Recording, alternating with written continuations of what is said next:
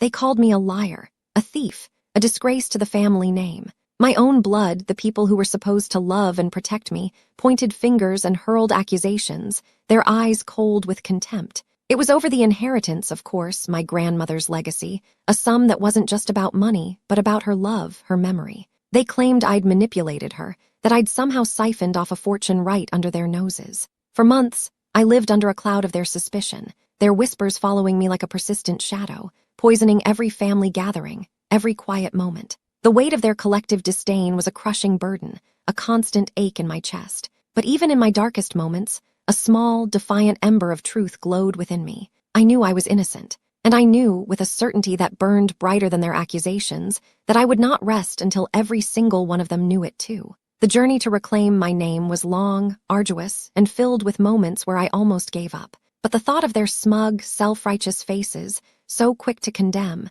so blind to the real viper in their midst, fueled my determination. Little did they know, the evidence was slowly, painstakingly coming together. And the day of reckoning? Oh, it was going to be sweeter than they could ever imagine. This isn't just a story about money. It's about betrayal, the fight for truth, and the ultimate, satisfying taste of vindication when the masks finally come off. My name is Clara, or at least, that's the name my grandmother, Alina, always called me with such affection. She was the matriarch of our sprawling, complicated family, a woman of sharp wit, boundless generosity, and a keen eye for character. Or so I thought. She had built a successful business from the ground up, a testament to her resilience and acumen, and her home was the heart of our family, a place of warmth and laughter, especially during the holidays. I was, by all accounts, her favorite grandchild. We shared a love for old movies, a passion for gardening, and countless hours discussing everything and nothing. She'd often confide in me, sharing stories of her youth, her triumphs, and her regrets.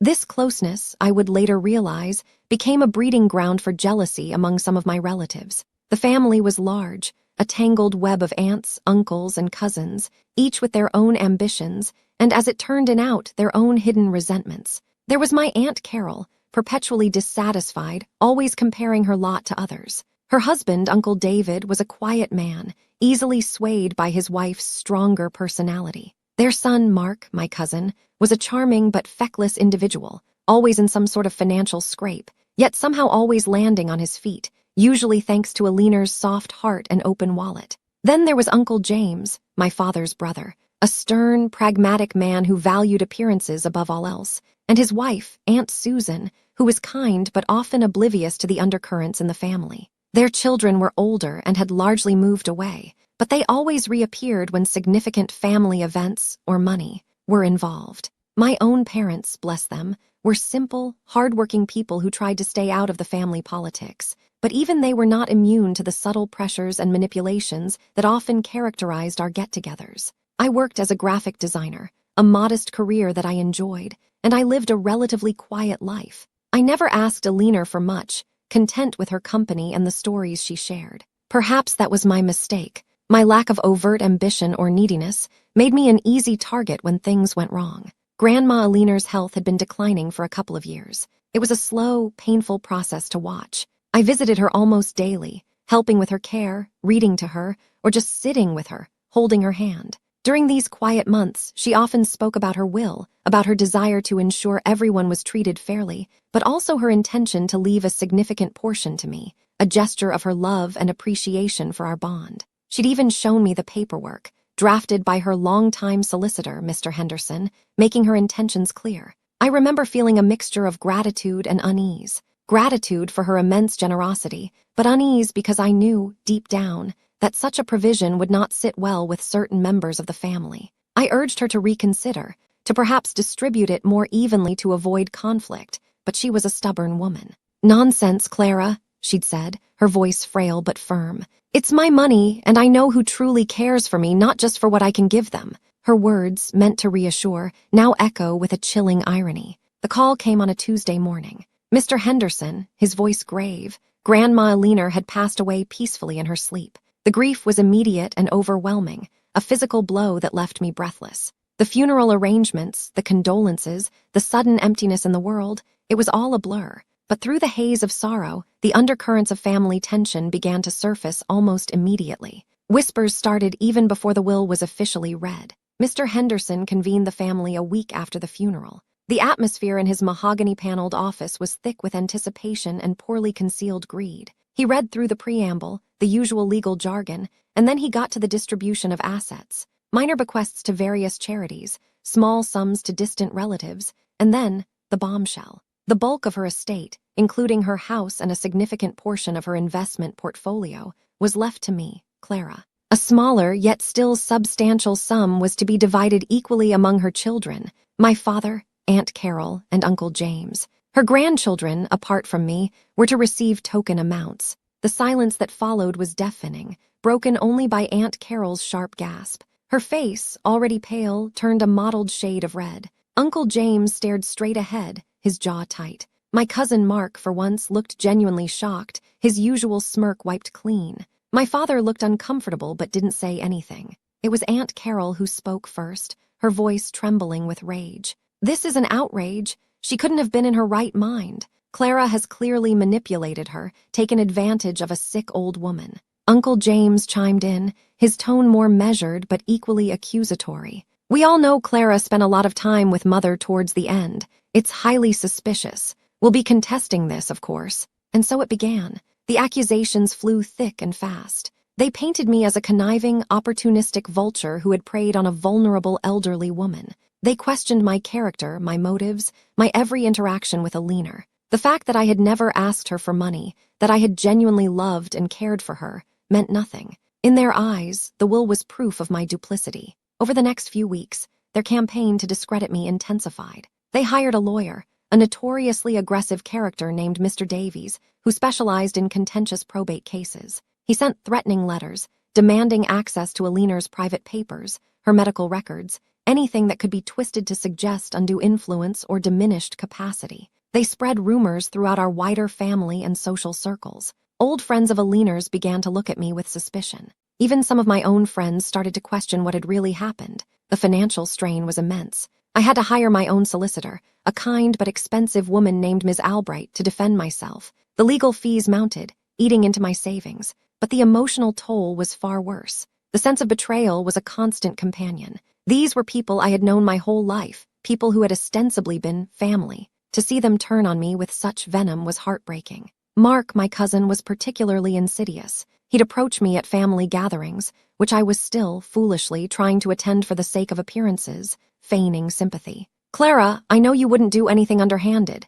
he'd say, his eyes full of false sincerity. "But you have to admit it looks bad. Maybe if you just agreed to a more equitable distribution, for the sake of family harmony." His attempts at manipulation were so transparent they were almost laughable if the situation hadn't been so dire. I started my own quiet investigation. I knew Grandma Alina was sharp as a tack, even in her final months. I had her letters, her journals, which she'd entrusted to me years ago, and my own memories. Ms. Albright advised me to gather any evidence that could demonstrate Alina's clear state of mind and her long-standing affection for me. I spent hours poring over old photographs, rereading Alina's beautifully handwritten notes, searching for anything that could help. One evening, sifting through a box of Alina's lesser-used stationery, I found something odd. Tucked inside an old address book was a series of small, almost imperceptible indentations on a blank page, as if someone had written heavily on the page above it, which had since been torn out. Curious, I took a soft pencil and gently shaded the page.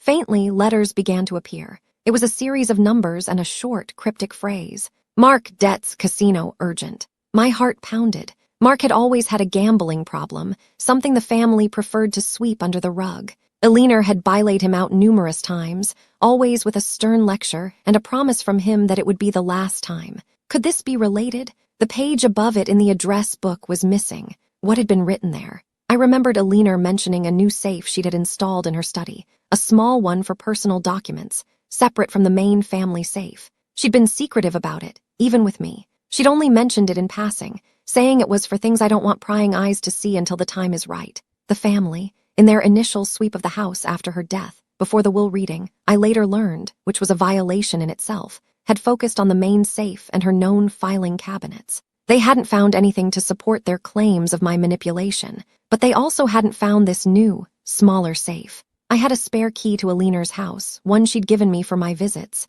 With a growing sense of trepidation and a sliver of hope, I decided I had to go back. I had to find that safe. The house was currently unoccupied, pending the resolution of the probate case. It felt eerie, walking through those familiar rooms, now silent and cold. I went straight to her study. It was a mess. Aunt Carol and Uncle James, in their search for truth, had clearly ransacked the place, though they'd tried to make it look somewhat orderly. Drawers were slightly ajar, books pulled from shelves and not quite replaced correctly. I searched for nearly an hour, my frustration mounting. Where would she put a small, secret safe? I thought about her habits, her routines. She loved her antique writing desk, a beautiful mahogany piece with numerous small drawers and compartments. I'd searched it before, but this time I was more thorough. I ran my hands along every surface, tapped on every panel. And then, my fingers brushed against a tiny, almost invisible catch on the underside of the main desktop. I pressed it. A small, previously unnoticed panel on the side of the desk clicked open, revealing a compact, digital safe, no bigger than a shoebox. My hands trembled as I examined it. It required a 6-digit code. I tried her birthday, my birthday, significant family anniversaries. Nothing. Then I remembered the indentations in the address book. Mark Debts, Casino, urgent. What if the numbers were related to one of his many bailouts? I recalled one particularly large sum Alina had mentioned, a figure that had clearly distressed her. It was around £15,000. I tried various combinations around that number. Still nothing. I sat back, deflated. Then another memory surfaced. Alina had a peculiar fondness for a specific date, the day her prize-winning rose, the Alina's pride, had first bloomed. She'd often joke it was more important than any birthday. I knew the date by heart, 50688. I keyed in 50,688. The safe beeped and the small green light flashed. It was open. Inside, there wasn't much. A few pieces of old jewelry, some sentimental trinkets, and a single, sealed envelope addressed to Mr. Henderson, her solicitor.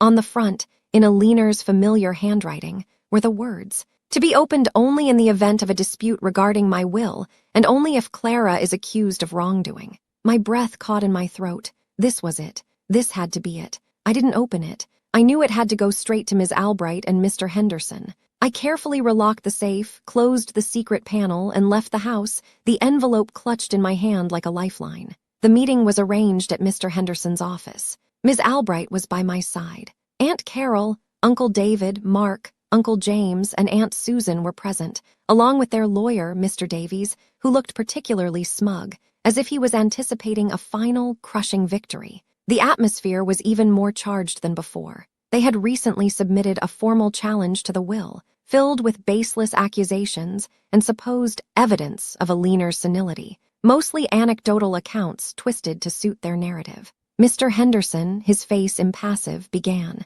"We are here today because of a new development. Clara has discovered a document left by Alina to be opened under specific circumstances which, regrettably, have come to pass." He held up the sealed envelope. Aunt Carol scoffed. "More of her manipulations, I suppose. What forged nonsense has she concocted now?" Mr. Henderson ignored her, his gaze steely. He carefully slid open the envelope and withdrew a handwritten letter and a small, slim ledger book. He began to read Alina's letter aloud. Her voice, even on paper, was clear, strong, and unmistakably hers. "To my solicitor, Mr. Henderson," she had written. "If you are reading this, it means my darling Clara, the one grandchild who has shown me nothing but selfless love and companionship, has been unjustly accused by those whose greed has clearly blinded them to decency. I have long been aware of the vipers in my own family, but I had hoped, perhaps foolishly, that they would respect my final wishes without resorting to such ugliness." A stunned silence fell over the room. Aunt Carol's face had gone ashen. Mark was fidgeting, avoiding everyone's eyes. Alina's letter continued, detailing her awareness of Mark's gambling debts and the numerous times she had bailout him out, always with his promises to stop. She then directed Mr. Henderson to the small ledger. "This ledger," she wrote, "contains a meticulous record of every sum of money Mark has borrowed, or, more accurately, extorted from me over the past 10 years, often under duress or emotional blackmail. You will note the dates, the amounts, and his signed IOUs for a fraction of them, the ones he thought might appease me temporarily. The total, you will find, is staggering. It far exceeds what he or his parents might have ever expected from my will." Mr. Henderson opened the ledger. Page after page was filled with Alina's neat script, detailing sums ranging from a few £100s to tens of thousands. The final tally at the bottom of the last page was circled in red, £287,500. A collective gasp went around the room. Mark looked like he was about to be sick. But Alina wasn't finished. Her letter had a final, devastating blow. The week before I last updated my will with you, Mr. Henderson, Mark came to me in a desperate state. He claimed he owed dangerous people a very large sum, £50,000, and that his life was in danger. He begged, he cried. He swore it was the absolute last time. Like a fool, I believed him. I gave him the money in cash from my personal savings, making him swear he would seek help for his addiction. He promised. 2 days later, I discovered from a reliable source, one cannot be too careful, that the dangerous people were simply a casino to whom he owed a marker, and that he had already lost a further £10,000 of the money I gave him. That was the moment I realized the depth of his deceit and the insatiable nature of his greed. It was then I decided to secure the bulk of my estate for Clara, the only one I could truly trust not to squander it or be consumed by it. I also made a new provision, which I am sure you have noted, Mr. Henderson. Any beneficiary who formally and baselessly contests my will, causing undue distress and expense to another beneficiary, shall forfeit their own inheritance entirely, which will then be redirected to a charity of Clara's choosing. The silence in the room was now so profound you could hear a pin drop. Mr. Davies, the aggressive lawyer, was staring at his clients, his smug expression completely gone, replaced by one of utter disbelief and dawning horror. Aunt Carol looked like she might faint. Uncle James was white as a sheet. Mark was visibly trembling, his face buried in his hands. Mr. Henderson looked directly at Aunt Carol, Uncle James, and Mark. Given this new information, and the very clear clause regarding the forfeiture of inheritance upon a baseless contestation, which, I must say, this appears to be, do you wish to proceed with your challenge to Mrs. Alina Ainsworth's will? Mr. Davies cleared his throat, his voice suddenly meek. We will need a moment to confer with our clients, Mr. Henderson. Perhaps we withdraw the challenge. Aunt Carol let out a choked sob.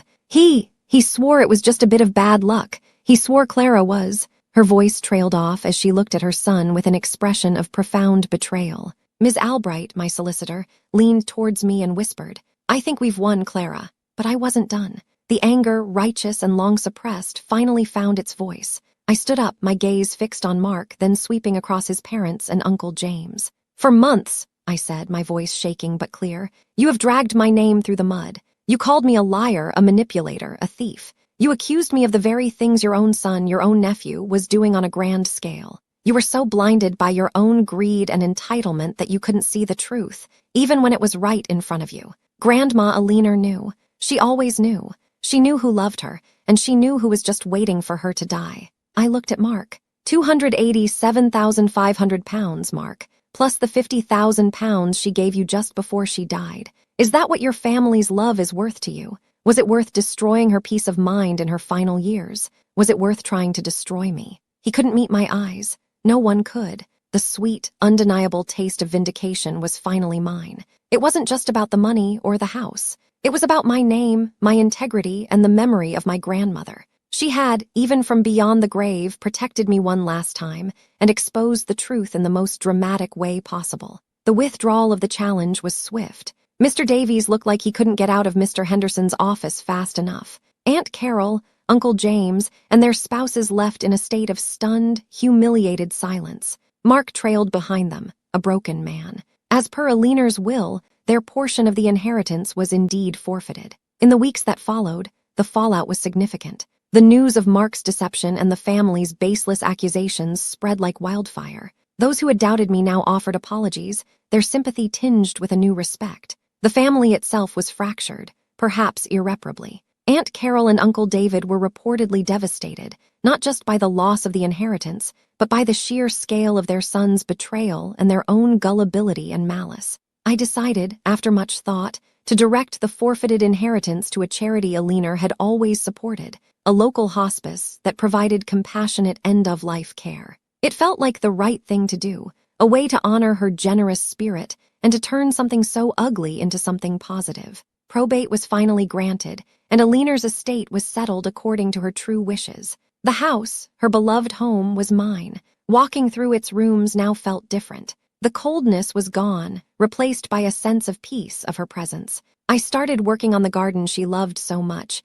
tending to her roses, feeling her spirit beside me. I didn't seek out contact with Aunt Carol, Uncle James, or Mark. They made no attempt to contact me either, save for a single, stilted letter of apology from Uncle James, which felt more like an attempt to salvage his own reputation than a genuine expression of remorse. I didn't reply. Some bridges, once burned, are best left in ashes. My parents were relieved and supportive, though saddened by the deep rift in the family. But they, like me, understood that Alina had done what she felt was necessary to protect her legacy, and the one person she felt truly deserved it. Life slowly returned to a new normal. The legal fees had been substantial, but with the inheritance I was secure. More importantly, my name was cleared. The whispers had stopped. I could hold my head high again. The experience had changed me, of course. I was warier, perhaps a little harder around the edges, but also stronger, more resilient. I had learned the painful lesson that family is not always defined by blood, but by love, trust, and respect, qualities my grandmother had in abundance, and which she had tried to instill in all of us. So that's Clara's story, or rather, my story as she told it. A story of how greed can twist family bonds into something unrecognizable, and how the truth, no matter how deeply buried, has a way of clawing its way to the surface. Grandma Alina was a wise woman. She knew the character of those around her, and she made sure that in the end, justice, in its own way, would prevail. It's a stark reminder that integrity is a treasure far more valuable than any inheritance. And vindication, when it finally comes, is a victory worth fighting for. What do you think? Have you ever witnessed a family dispute over an inheritance that brought out the worst in people? Or have you ever been wrongly accused and had to fight to clear your name? Share your thoughts and experiences in the comments below. We'd love to hear your stories. And if you found Clara's journey to vindication compelling, please give this video a like, subscribe to Reddit Echo Lounge for more true stories from the wildest corners of the internet, and hit that notification bell so you don't miss our next upload. This is your host, Ava, signing off from the lounge. Until next time, may your truths always come to light.